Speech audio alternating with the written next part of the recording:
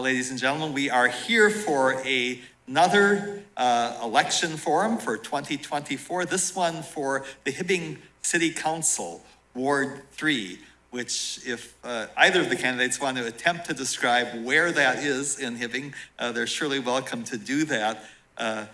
Jennifer just said it is kind of all over. It's spread out. But let's just start giving each of the candidates a couple minutes to introduce themselves and make an opening statement. And Jennifer, we'll let you go first. Thank you.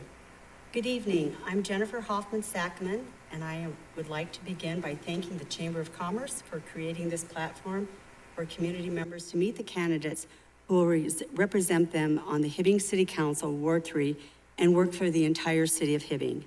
I am seeking re-election to continue representing the constituents of Ward 3 and all Hibbing taxpayers. Since taking office in January of 2013, it has been my privilege to serve, and I am a strong advocate for the city residents. Currently, I serve as one of the Hibbing City Council representatives on the Hibbing Economic Authority Board. I also serve on its Finance Committee. I have also represented Hibbing on RAMS and served on the Community Development Block Grant Advisory Board for St. Louis County and was appointed acting mayor by former Mayor Rick Canada. As the executive director of the Hibbing Foundation for the past 25 years, I've had the honor of assisting individual donors, businesses, and organizations in establishing endowment funds that benefit our city, school, and nonprofit community. Working alongside my husband, Roger Sackman, who owned a small business for nearly 50 years, I gained first sight into the challenges small business owners face in sustaining and growing their enterprises. My father, a World War II veteran, served our country with pride, defending our rights. I am deeply proud of his service, and I'd also like to express my gratitude to all veterans, past, present, and future, who have served to protect our nation. My children attended Hibbing Public Schools and then went on to Hibbing Community College. My commitment to this community remains steadfast. As a volunteer, I am co-founding advisory board member of the Boys and Girls Club of Hibbing. I've also volunteered for my children's schools, initiated the Teddy Bear Clinic, helped establish the Melting Pot Meals program at the Salvation Army, and co-authored the grant for the first homeless shelter in Hibbing. I brought Lead for America Fellows to the Iron Range to address critical issues such as childcare, youth mental health, and affordable housing. I hope to continue to serve the people of Hibbing. Thank you. Thank you, Jennifer. John, you have a couple of minutes to introduce yourself. Hello, I'm John Packa. I'm a maintenance mechanic over at HibTac. I live in Hibbing with my wife and son. He's just starting kindergarten now, so I have a little bit more time to be involved with slightly more time to be involved with the community. And I'd like to help make Hibbing a better place. Okay, thank you.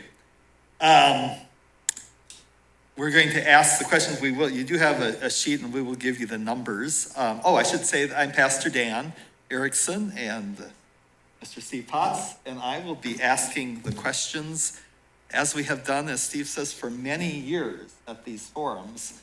And Steve says his hair was a different color when we started asking these questions. But it's not the forums that have turned it silver. It's always a privilege and really a good experience to hear from individuals in our community who are serving or would like to serve in these types of positions. So, John, your turn first on this one. And again, you have 3 minutes if you'd like to answer. And then Jennifer will have the same question. And then if you want to have responses there. So the first question, number one, if elected as a city councilor, what will be your top 3 priorities in your term? Please be as specific as possible. Well, I think most residents want good infrastructure, fire department, police, public utilities. They want the lights to turn on. They want our tax dollars to be spent responsibly. And they want it to be a good place for their kids to grow up in. Because Hibbing is a pretty great town. And just the higher taxes, I think all residents are worried about that. The infrastructure, the businesses that are closing and not a lot of new businesses coming in, or not enough that a town with 16,000 people should be able to support. That'd be my main. Okay, thank you. Jennifer, your same question. If you're elected to the city council, what are your top 3 priorities for this next term? Thank you. I am passionate about improving the quality of life for all residents of Hibbing by delivering sustainable, high-quality services that align with our strategic plan from 2023 to 2025. My goal is to ensure that our community thrives. Essential services like police, fire, ambulance response, public works, and sanitation are critical in keeping our citizens safe and healthy. I fully support our dedicated city staff who work tirelessly every day to make this happen. I envision a future for Hibbing where the initiatives and the projects not only take shape, but also reflect our shared values and aspirations. For example, I am committed to completing phase 2 of the Whole Rest Mind View, Hibbing's Windows to the World, a project that celebrates our rich history and stunning landscape. I'm excited about the progress at Carey Lake Campground, where families can enjoy nature in a well-designed space that includes RV campsites, tent areas, and facilities for all visitors. Together, we can secure necessary funding to restore and maintain our cherished public buildings such as City Hall and the library. Collaboration is key to our success.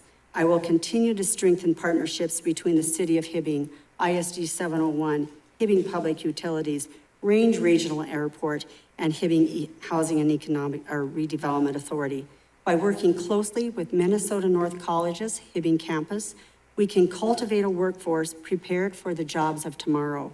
Together, we can build a vibrant, inclusive community that serves everyone. Let's work hand in hand and create a future that we can all be proud of. Thank you. Thank you.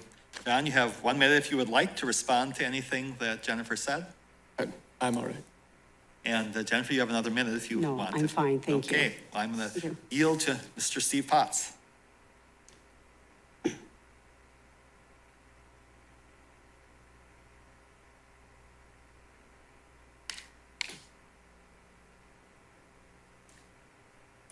Do this one to Jennifer first. Jen, what, if any, changes should be made to the city budget to provide relief for Hibbing taxpayers or additional funds for other programs? Okay, and I'm gonna go back to the changes to the budget. Number 6. Yep, number 6. Yes, thank you. I believe taxes are essential for building strong communities, but transparency in how those funds are allocated is just as important. With high taxation, while high taxation is a concern, Hibbing is dedicated to making every tax dollar count by actively pursuing outside investments and continuously seeking improvements. We are committed to delivering cost-effective services, maintaining a balanced budget, and keeping taxes as low as possible. The City of Hibbing aggressively seeks funding from outside sources to support city programs, initiatives, and projects. Last year, the city successfully secured over $16 million in outside funding, including $10 million in state bonding dollars for the public safety building. According to our 2023 City of Hibbing annual report, local taxes help fund the following: our career fire department, comprising of 27 full-time firefighters and 19 paid on-call firefighters. The department responded to over 3,000 calls, including 2,481 emergency 911 responses, 2,200 medical emergencies, and 282 fire incidents. Our Hibbing Police Department, with 30 sworn officers, they patrol 168 square miles, the largest in the state. In 2023, they responded to over 17,000 calls, made 43 DWI arrests, and handled 168 assaults and 148 accidents. Public Works, our engineering and our sewer and our sanitation departments, these departments maintain 227 miles of paved streets, 27 miles of alleys, 98 miles of gravel roads, 10.5 miles of storm sewers, and 81 miles of sanitary sewer, including 1,600 manholes and 18 lift stations. They also treat 688,000 gallons of water annually. Local elected officials are entrusted with managing public funds and ensuring long-term sustainability. As part of St. Louis County, Hibbing operates under the True County Assessor System implemented in 2018. Under this system, county staff handle property assessments while the city staff monitor property values, providing annual reports during the budget discussions to ensure efficient resource allocation based on the city needs. In recent years, significant cuts have happened to our LGA, and we're working hard with our legislative body to help evaluate the formula that is used down at the legislature. Thank you. John, the same question. What, if any, changes should be made to the city budget to provide relief for Hibbing taxpayers or additional funds for other programs? Well, we need to do more responsible planning ahead of time so that we don't run into problems like the fire hall, which is in rough shape. And we sort of knew this was happening several years ahead of time. My wife was on the paid-on-call firefighters, and in 2014 to 18, I believe. And back in 2014, they were talking about Station 2 needed repairs, needed to be replaced. And I don't know as much about Station 1 at that time, but I assume that it was similar. But a lot of these problems in Hibbing with infrastructure have just been building over time. And then now we kind of want to just keep raising taxes and putting Band-Aids on things where we need to be investing. How are we going to prevent this from happening in the future so that we don't have to keep raising taxes on the residents? Okay, thank you. Jen, 1 Yes. minute for any responses? Yes, thank you. The city of Hibbing has taken steps to a 5-year plan of our city buildings. There were many other buildings that needed repair. We did put a lot of investment into our Hibbing Memorial Arena. The Hibbing Curling Club also received a big chunk of change. And you're right, that building is in disrepair, and that's why we are looking at a new public safety building to be shared by both the city police department and fire station. Thank you. John, any responses to Jennifer's comments?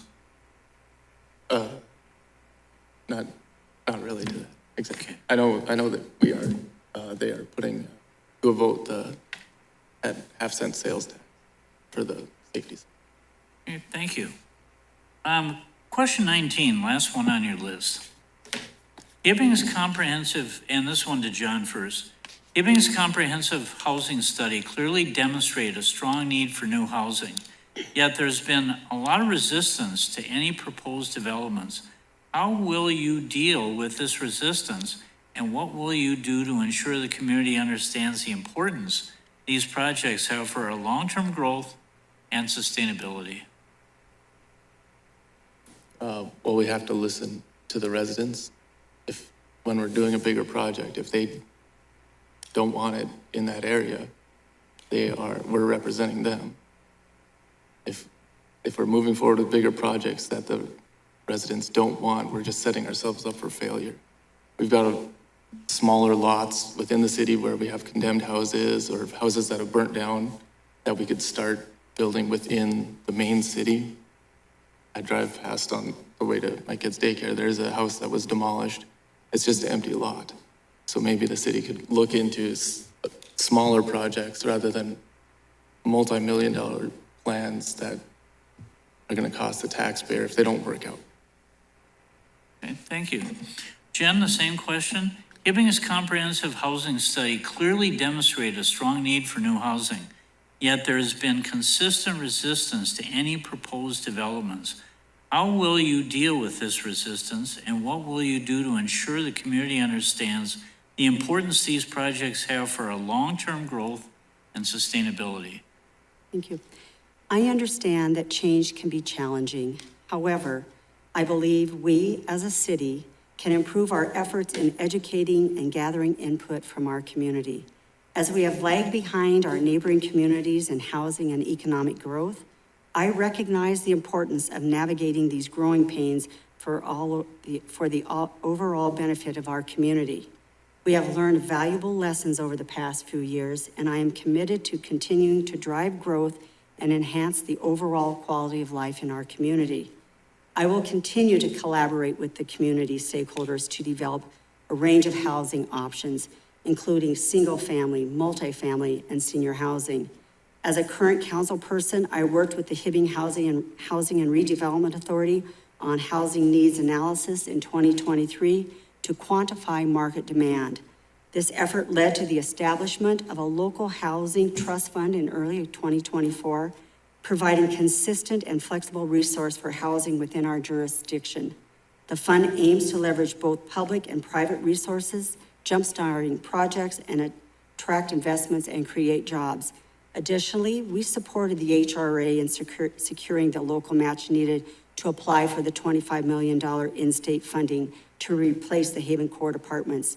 When it became evident that the proposed location was not suitable for the community's needs, I advocated for a stronger partnership between the city and the HRA. This collaboration enabled us to submit an application that maintained the project's quality while incorporating community input. We are currently seeking feedback on the Highland Hills project to guide the City Council's decision-making regarding the potential new housing development. Over the past few weeks, we held 2 community engagement sessions featuring a presentation on a comprehensive housing needs assessment. These sessions aim to gather the hopes and concerns of Hibbing residents regarding the development. I will continue to champion community involvement through public forums, workshops, and engagement sessions, ensuring that I listen to residents about the importance of these issues. Open communication is key to our success. Thank you. Thank you. John, 1 minute to respond to Jennifer's comments. Well, I'm not really a response. I just like to say I am for increased housing in the city, but I've lived in some apartments before where we live now. I've lived in some apartments within Hibbing, and they were very rundown. And I think a lot of residents are worried that we'll start large projects, and in 5 years, it'll be taxpayers paying when the projects get run down. Okay, thank you. Jennifer, response? Yes, the City Council did look at implementing an ordinance for landlords, and we spent a lot of time developing that because we did hear some of those issues that were going on, and we have addressed those. So thank you for bringing that up. Thank you.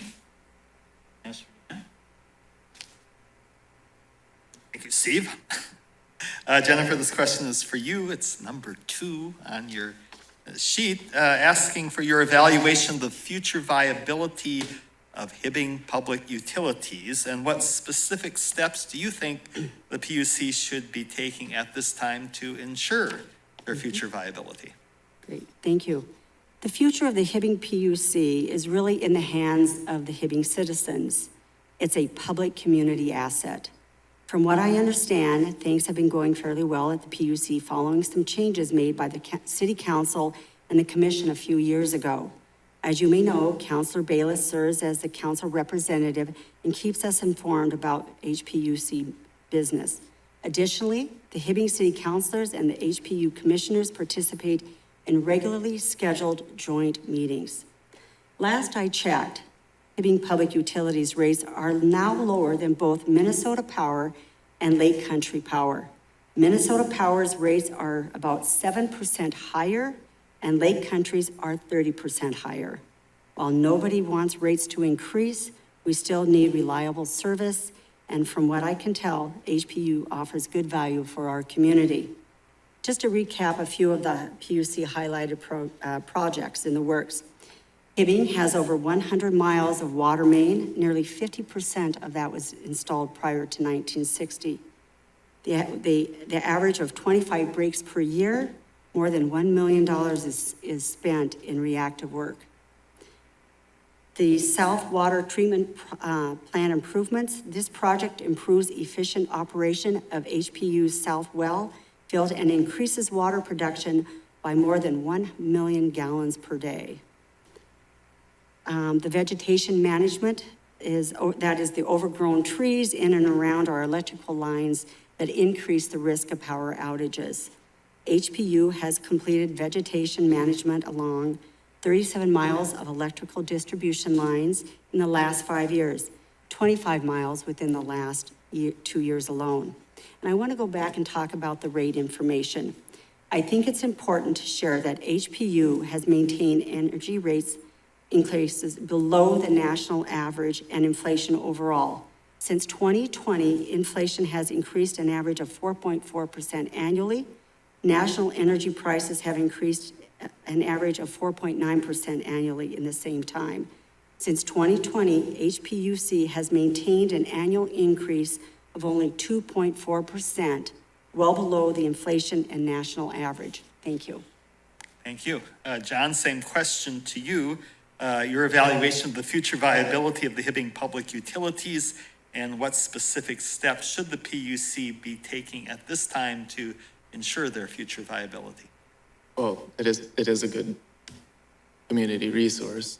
We need to keep up on it. I did notice that it has improved since, I believe, a couple of years ago when the power went out, I think 15 times in Hibbing. It was not fun. So I think we need to just focus on responsible management of it and long-term investment that we can spread out to reduce costs over time. Since we do have a rather large city land-wise, it is going to be a challenge, but it is a good. Okay, thank you. Jennifer, a minute for. Yes, and I'd also like to add that I think it's very important if you have questions regarding the PUC, water and lights, that you contact them directly, because they are the people that are in the know, and that's what their responsibility is. So if you have any questions, they're there to help. Thank you. John, anything else? No. Okay, well, PUC is going well. Maybe I need to move to Hibbing from Chisholm. I don't know.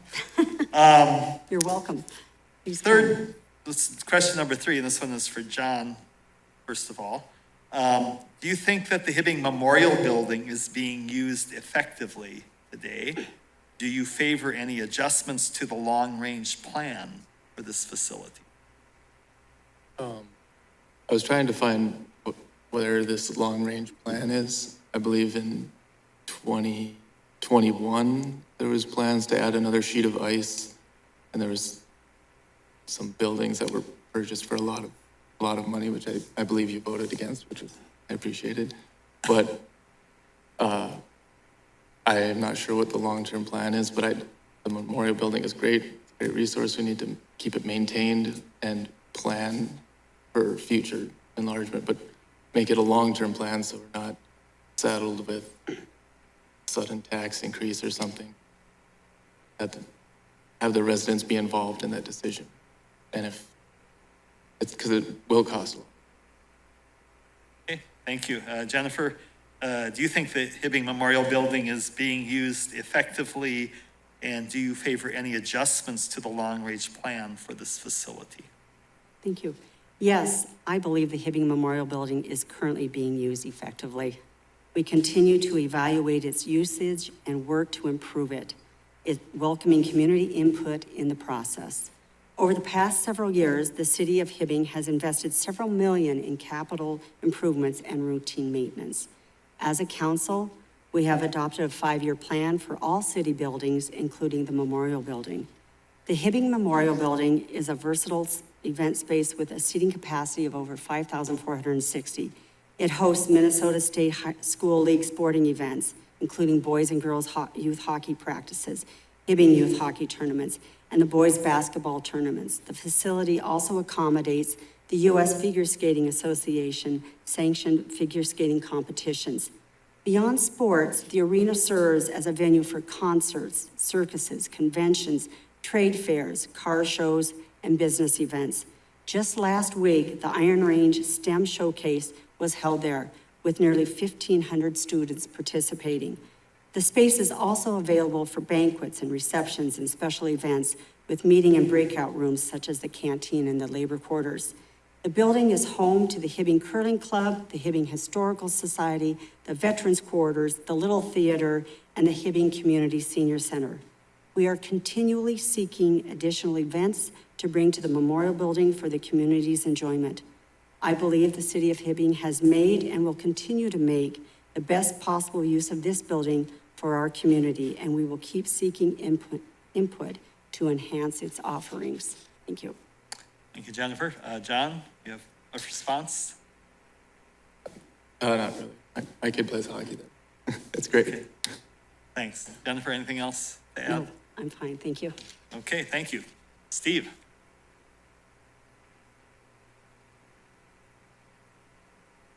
This question to John first, and then Jennifer, number 15. How should the city council address the city's legacy costs, pensions, health insurance, retiree costs, et cetera? Well, that's costs that we have promised to pay, so the city needs to pay them. That's pretty much the bottom line. And I believe the 2.8% property tax increase proposed in the levy goes to city employee healthcare and cost of living raises, which is what we need to do. If we've promised these employees this money, then the city has to. Okay, thank you. Jennifer, the same question. How should the city council address the city's legacy costs, pensions, health insurance, retiree costs, et cetera? Great. Thank you. The city of Hibbing is obligated to honor the negotiated benefit packages for both past and current employees. During the annual budget process, the OPEB, other post-employment benefits, line item is presented and for council review and action. We need to stand behind and pay those. John, response to Jennifer's answer? No, I think I'm good. Okay. Jennifer? No. Thank you. You guys are making it too easy for us. All right. Number 13. To Jennifer first with this one. How can the council aid the city to attract interested and capable people to serve on city commissions and boards? Good. I'd like to begin by thanking all of those who serve on boards and commissions for their dedication to our city. They devote countless hours gathering information to make well-informed decisions that help our community grow and prosper.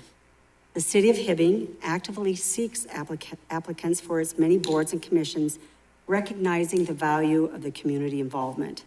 As a city councilor, I engage with residents to help them discover their interests, encourage them to complete an application, and then submit it for consideration. City staff is ready to assist anyone with this process, and we encourage all interested individuals to apply. Thank you. Okay, thank you. John, the same question. How can the council aid the city to attract interested and capable people to serve on city commissions and boards? Well, just get the word out more. Some of these boards I didn't even know existed in Hibbing. So get the word out more for the city's Facebook page, the city website,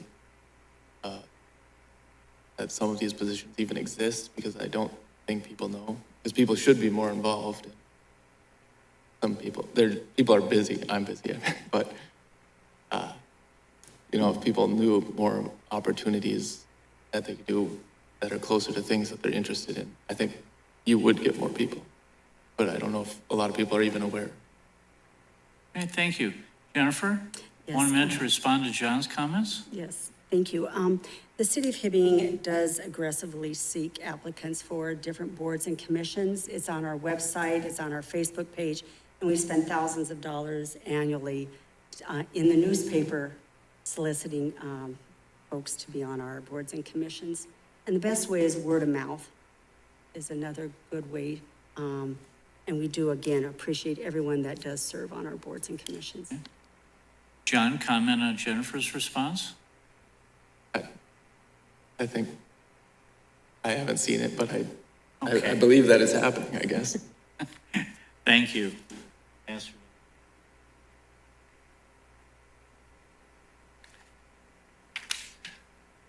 Jennifer, you're going to go first on this. I get a little confused where we are here.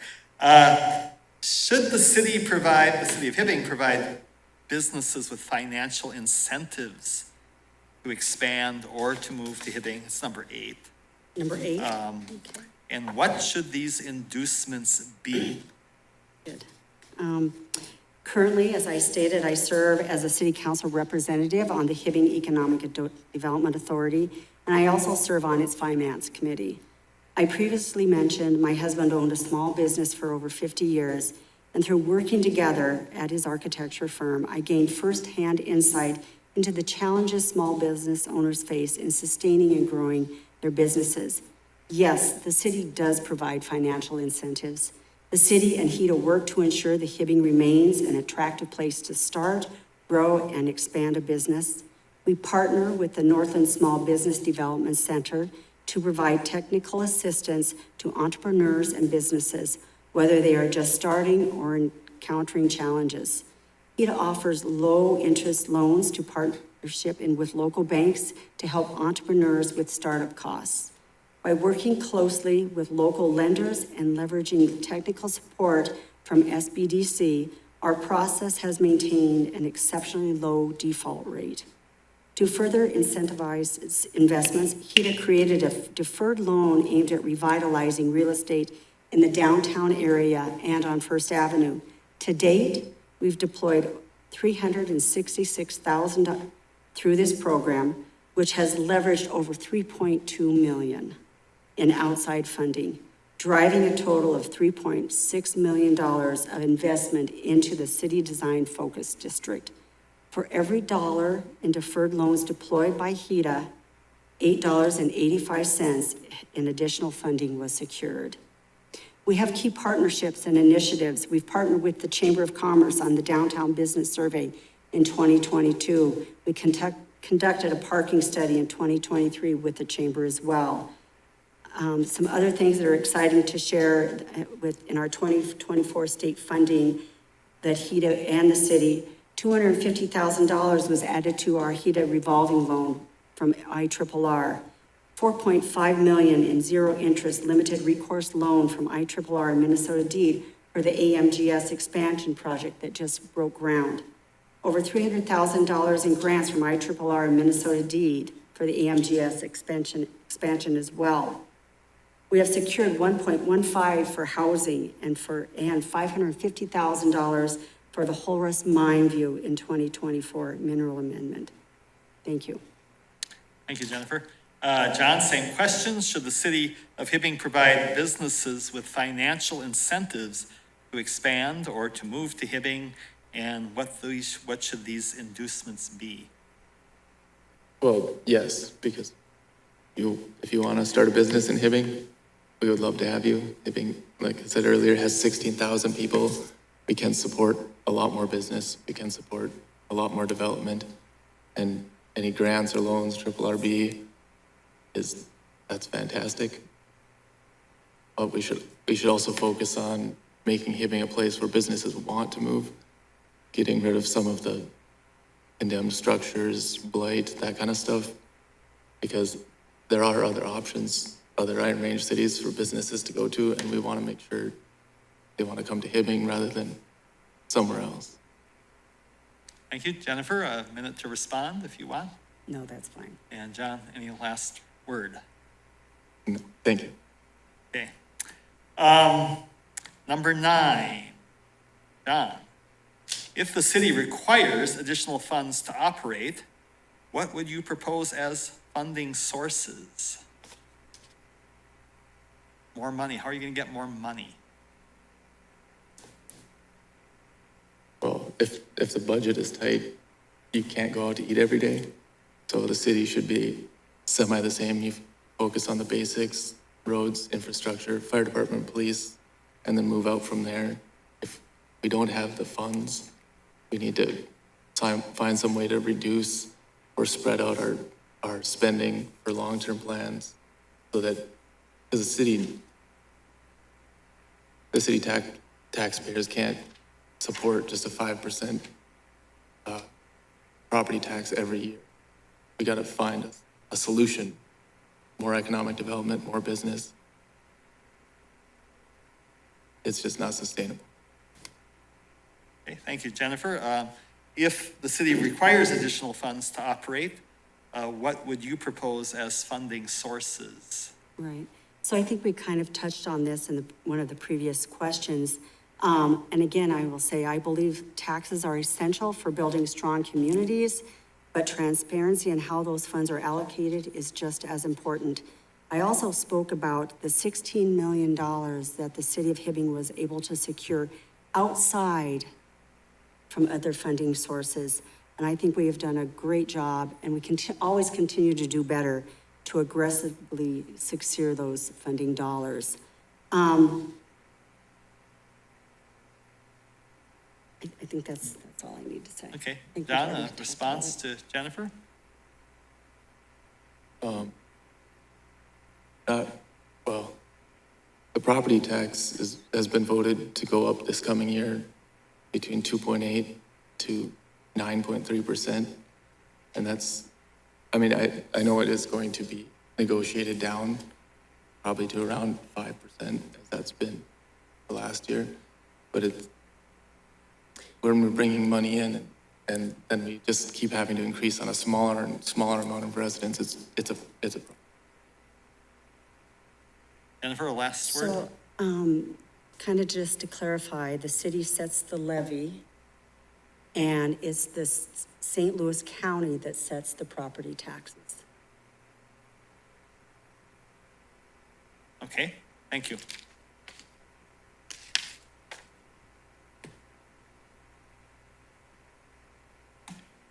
Jennifer, this one to you first, number 7.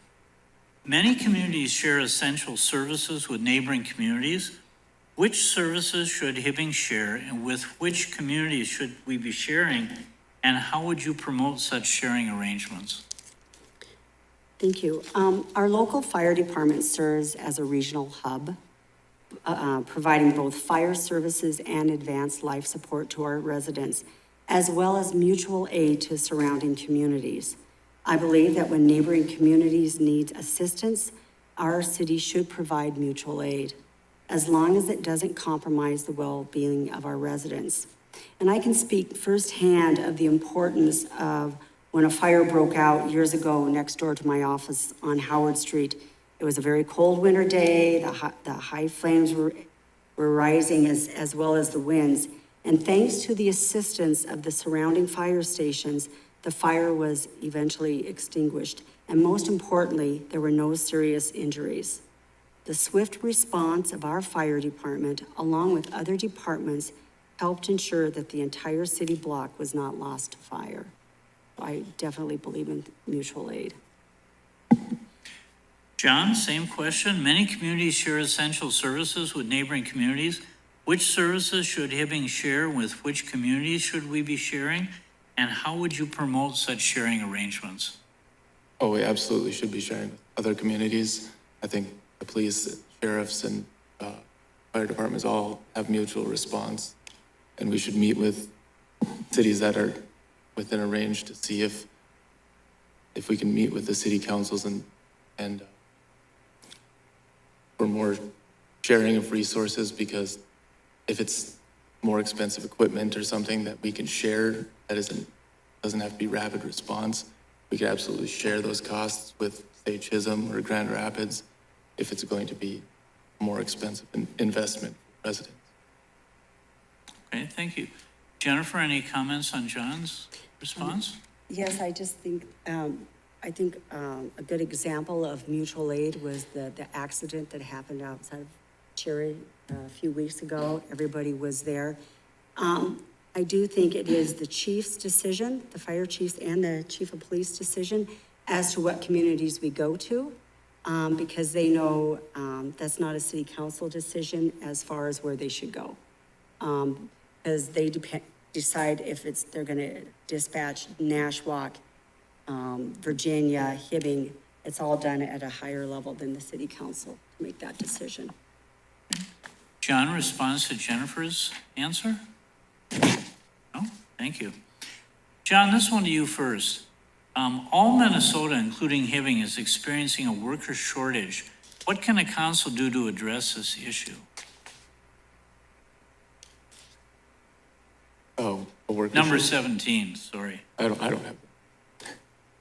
But, I guess make Hibbing a better place to live, a good place to raise your family, keep up with the infrastructure. Nobody wants to Okay. realign their spine driving down the street.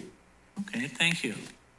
Jennifer, same question. All Minnesota, including Hibbing, is experiencing a worker shortage. What can the council do to address this issue? Thank you. The success of economic development relies on having a well-trained and educated workforce prepared for the jobs of the future. Workforce shortages are a collective challenge that requires a collaborative approach to address. The City of Hibbing and Minnesota North College's Hibbing campus are working together to provide educational opportunities that enhance careers in manufacturing, mining, healthcare, and childcare. Businesses understand the importance of attracting a sustainable workforce by offering competitive salaries and benefit packages to their employees. The city is actively engaging with community stakeholders to develop housing options for both single-family and multifamily residencies. ISD 701 continues to offer its Blue Jacket Career Academies, which help students focus on education on their specific career fields. Looking ahead, we are excited about the several upcoming projects, including expansion of the vocational training programs at Minnesota North Colleges to meet the evolving needs of our local industries, collaboration with local businesses to create an apprenticeship opportunities will provide hands-on experience for students, new housing developments to accommodate our growing workforce and improve community living options, invest in community facilities to enhance recreational and cultural opportunities for the residents through collaboration among the city council, the college, the school district, and the business community. We are committed to finding solutions to meet the workforce needs of our community and ensure a bright future for Hibbing. Thank you. John, response to Jennifer's comments? No, thank you. Jennifer? No, I'm fine. Thank you.